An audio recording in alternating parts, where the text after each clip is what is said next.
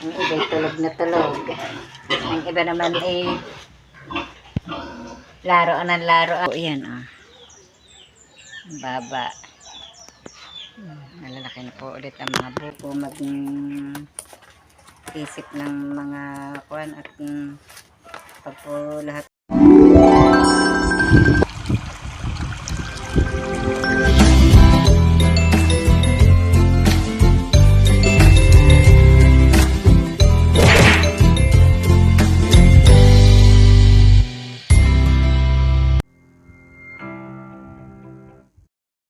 Good morning po, panibagong vlog na naman po natin ngayon at ito po kay nakapalit na po ulit ng damit at basa po ang aking buhok at dahil po nung kalakasan ng ulan nag-ayos po kami doon sa terrace at tuluan nga po at ako po winarsan ko po yung sahig at naipon po yung tubig kasi Tatay Roman naman po ito, naglaga po ng kamoting bagin. Masarap po itong kainin pag ganito pong naulan. Merienda po. Merienda. Hindi na po kailangan talupan dahil kapag hugas po ni Tatay Roman ay linis na. Oh, para na pong tinalupan. Hindi na po Mr. Pantalupan. Kahit po kayo ng kamote. At ako nga po pala magtitimpla ng kape para po masarap ang kain po ng kamote. Ikaw, Tatay Roman, di ka nangangain? Ari, naglagay ako ng 3 laan. Kailangan po magtitimpla po ng kape para po masarap.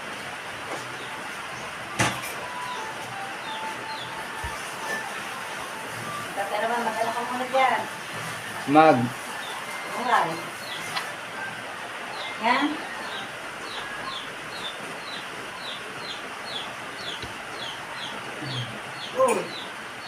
Oo. Bubuhayin ko muna po ang ilaw para maliwanag. Aba, wala na pala tayong kape.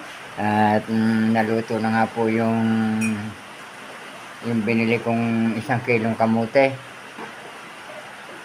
50 po 1 kilo, napaibig po ako sa kamote kaya ako'y bumili. Hindi po lang nakakapunta pa doon sa Batulaw, doon po marami. Doon sa aking mga pinagbayaw sa pinsan.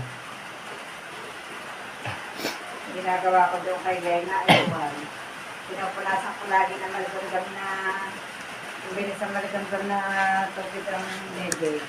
Ayaw nga. Para hindi Mangain po tayong malinis ang ng kamote. Para may hindi. Kala ko hindi kaya wala na pala tayong kape. Basta po pala ang aming kape. Kahilig po ang Tatay Roman sa kape. Kaya po ang lakas po dito sa kape.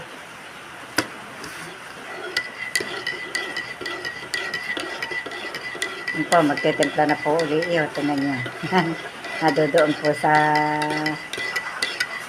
may lababo. Titimpla po ng kape. Yung malamig. Lalo pa po ngayon. Maulan. Merienda na po kayo. Kamote at kape. Nag-gita pa nga ako sa kape. Dati ako nakakape kung nagpatawa pag naririto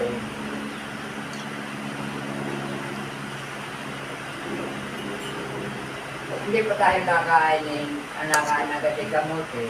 Ako'y kumain Kumain ka na? Bayo. Ito. Hindi po na malayan ako'y kumain. Gutom na Naririto na ako nung hindi kumain. Bago ako nangain na rin kamote. Hindi ko nagtawag. Kadaya ko ni Nanay Los. Yung pala'y kumain na hindi nagtawag. Ako po may ginagawa. Ako po nabasa. Nagutom. Hindi ko po akalain na sila hindi pa nakain. Ano ba?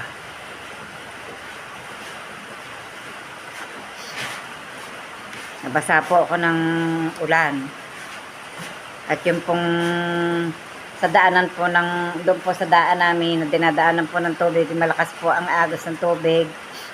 Ang ginawa ko po kinali ko ng kinali ang damo po para madala mo ng tubig.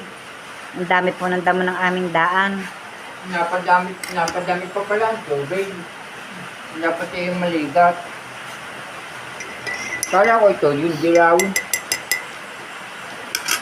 May kamote din doon nakuha ko doon sa pinag-anuhan ko ng mga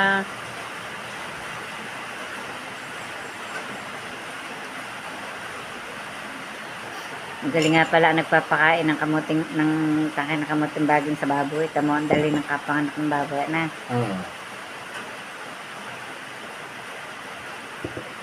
Kalahating oras po lamang itapos pong mga ang baboy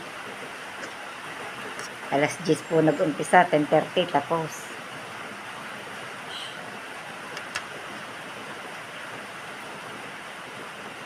Mamaya na makakakain na kanin. Kayo, ako kumain.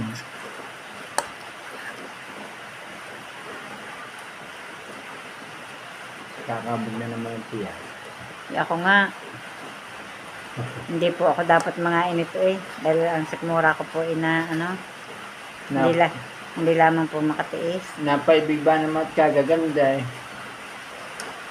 Nahilig po si Tatay Roman sa maganda.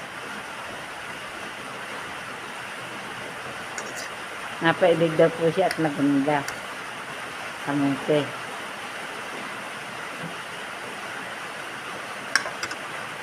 Sabi nga ni Edis yung anak ni Edis. Ang ginagawa ko, Kuya Roman ni Guan. Doon din, trabaho. Hindi, dito nung Guan. Hindi ko na, kinukuskus ko lang. Hindi ko na binabalatan. Hindi naman talaga. Binabras.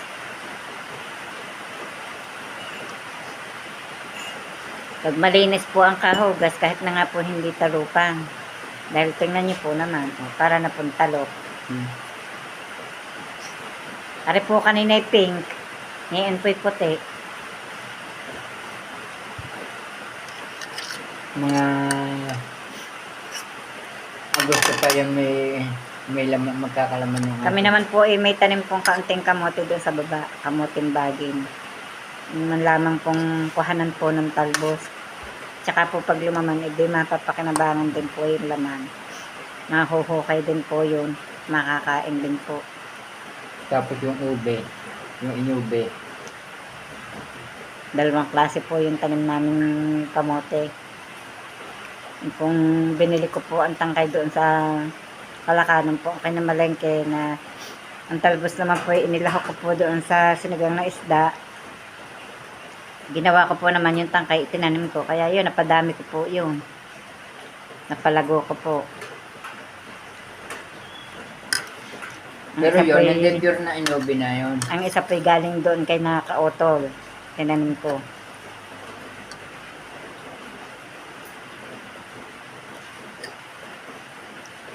Doon po yun sa baba po doon ang kubo ni na Robilin.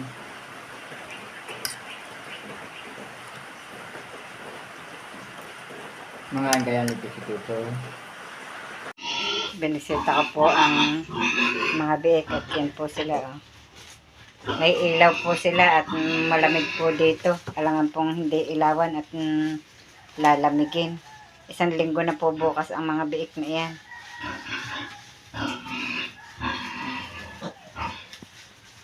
Kinalat na ang kanilang higaan. Kinalat na ang kanilang higaan. Ang dahon ng saging.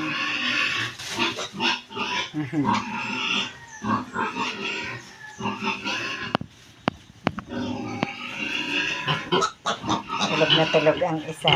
Nagising. Nagising.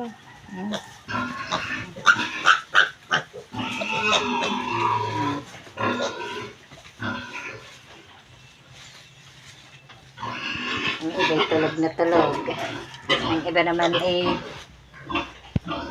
laruan ng laruan.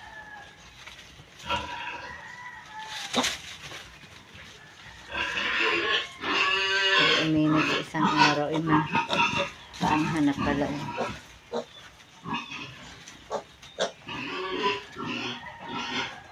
Nakakain na kayo eh. Bakit ga kayo eh ganyan? Napagkaiingay nyo.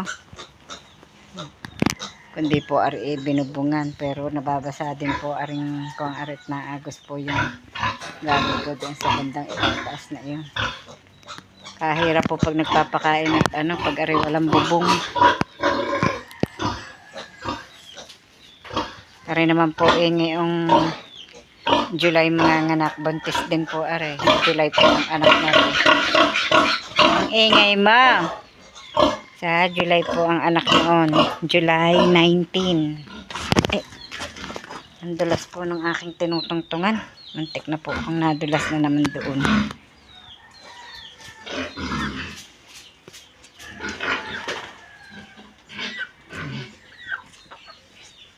Kawawa naman ang mga manok, mga basa. Nga basa. Yun po ang ginawa ni Tatay Romang tangkal. Nailagay na po doon. Wala po lamang panara. Magagawa pa po si Tatay ng ilang pampitak yung ipagagawang iyon. 5. Ang 2 po ay meron na. 5 pa ang ipagagawa ng pansara. Ay, ari pala ang isa meron na. Ari. 4 na lang ang gagawain. 4 na lang ang gagawain.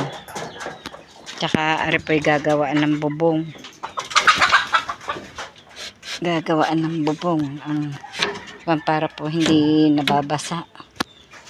Parang kakapal. Dapat inininipisan ang panaraat ng po, mga rabbit. Binigyan ko na rin po ng pakain yan kanina. Pakain at painom. Kalamansi. Nahihinog na ang bunga ng kalamansi. Alam na po ulit buko yan. Nakapamulaklak na po ulit. Inalis na nga po yung puno po ng saging din sa katabi at nakakanlungan po ang kalamansi. Ayan, nasabit na ari. Isang sanga na rin. Dali na ng screen. May bunga po yan. Baba. Malalaki na po ulit ang mga bunga. Dami po nang nakuha di ang bunga ng kalamansi.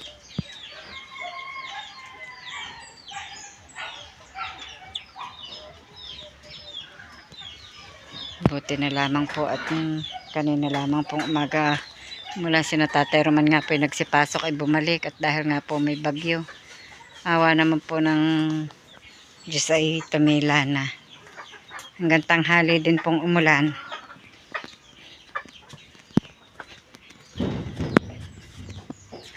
Tulog po si Tatay Roman at nakatulog na po mga kasama ko din sa bahay. Ay si Concho naririto sa loob. Nakatulog din po mga kasama ko din sa bahay. At ako po ay nakatapos na po ng aking gawain at ito naman po ang aking aasikasuhin. Akin po itong baby akin. Ako po nagtahingi ng 6 na sako kay doon po sa pinsan po ni Tatay Roman sa itaas. Ay 6 nga po ang hiningi. Ay ang isa naman po yung maliit. Yan, hindi na po ari makakasali. Bali 5 laang po ang aking matatahi. At ito po ay gagawin ko pong lalad at itatabil ko po doon sa amin pong may paglabas po doon sa likod bahay. At pag po malakas ang ulan ay naampias po ay nakakabasa din. Kaya po akin po aring tatahiin. Akin po manang kakalasin po itong pinaka puwit po ng sako. Tapos bibiakin ko po at bago ko po gawing trapal po. Para po hindi na bumili at ang mahal din naman po ngayon ng mga trapa. Ang dali rin naman pong masira tulad po na rin nakabubong pong aring sa amin bubong. Pero po kabibili ko laang. Ngayon po ipapalit na po uli. Hindi pa nga po mapalitan at wala pa pong maibili. Kaya yan, pansamantala pong tuluan pag po naulan. hindi pa nga po mapalitan. Kaya po, ari po ay, kaya nga po kayo nagpahingi na rin sakong ari. Maganda po ang sakong ari para na po may plastic, hindi po nataas ang tubig. Kapag po ari na tahi, ay di maganda pong pang tabil man laan. Kailangan po ibiakin at para po malapad-lapad.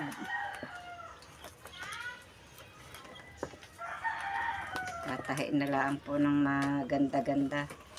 Hirap kalasin. Hindi ko na po maaninaw ng ayos. Ang hirap ng nasaan din pang dapat ipahiwa ang gawin. Ako nga po bumili ng arepong karayom na pang ano po sa mga sako, at saka po ito yung mga panghiwa po sa mga tahi na may kasama na po, at saka po itong panlagay po sa mga daliri para po hindi masugatan, para po sing-sing na gold panglagay po sa mga kot para po pag mahirap pong tahiin, diga po merong natutusok ang ating mga daliri, ito po panlagay yung pag ganito. Yan, pantuon po sa mga karayom dito po sa ganito. Di po pa ito na minsan natutusok ng puwit ng karayom ito pong ating daliri. Yan, ito po, ganito po yan. Para po hindi masagatan. At ari naman po, ari pong isa, yung pong paggamit po pagka yung mahirap na pong magsuot ng panahi. Ano po sa pinakabutas po ng puwit ng karayom kung hindi na po makapagsuot ng panahi. Kaya po kayo bumili ng garni. Hindi alwan-alwan po ngayon. Pag, ito nga po yung pantastas. Yan. May panghiwa pala rin. Ano pansundot. Hindi pala panghiwa. Ano kaya arit, may mga matilos din po ang dulo pansongkit yata pagka yung ano, kaya ari may pinakapula pang ari, hindi naman matanggal. Kala ko pang tastas, yung pala pansundot.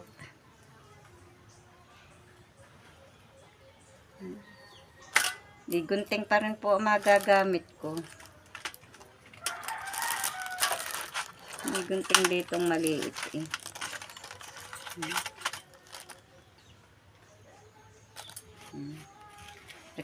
kaya ang panhin ka rin. Ano po? Nakakagupit naman po. Pero ang hirap na sunod.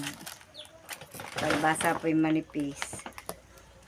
Para din ang gagamitin. Gunting din pong malaki.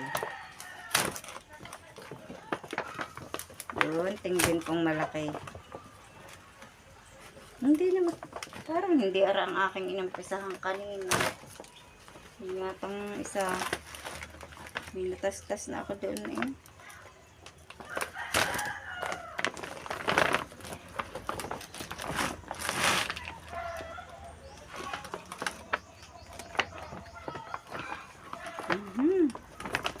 Ang hirap pong magkalas. Di maintindihan kung paano. Pag naman gupit pa ang kuwan, sayang. Nabubutas. Madali-dali po ang garni.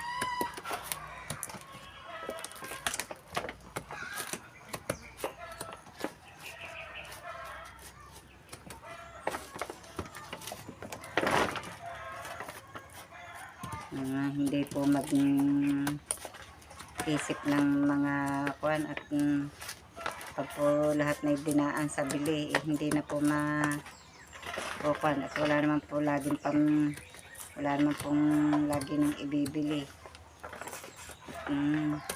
Isa naman po naghahanap buhay sa amin. Tatay Rumandaan po, lalo pa po ngayon ang hirap ng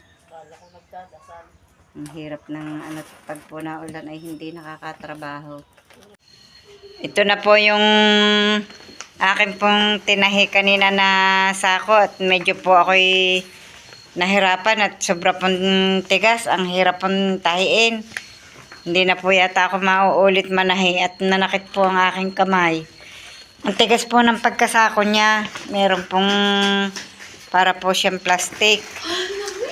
At ito po itatabil po doon sa likod bukas. Ay, baka sa linggo na rin mapalagay. Sa linggo na yung mapapalagay. At ayan na po si Tatay Roman. Magandang gabi po.